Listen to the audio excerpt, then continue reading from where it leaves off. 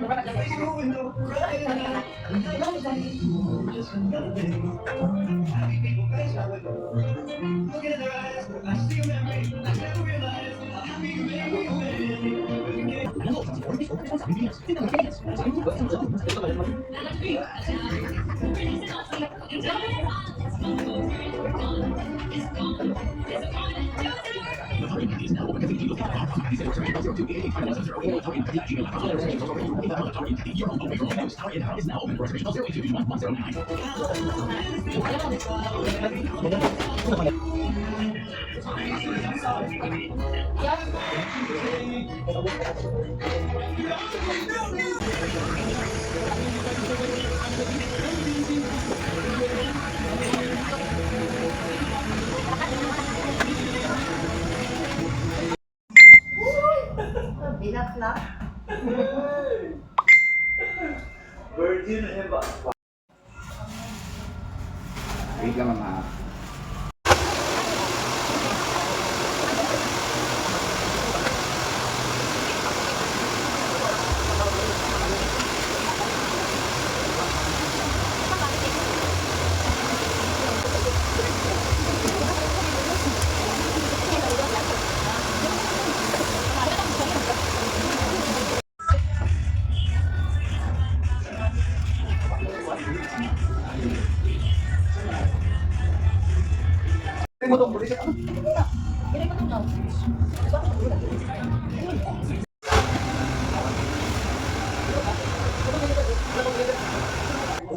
Wow! Maliwanag ang buhay. Ako na.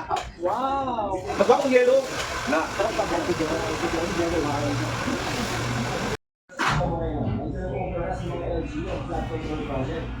Wow!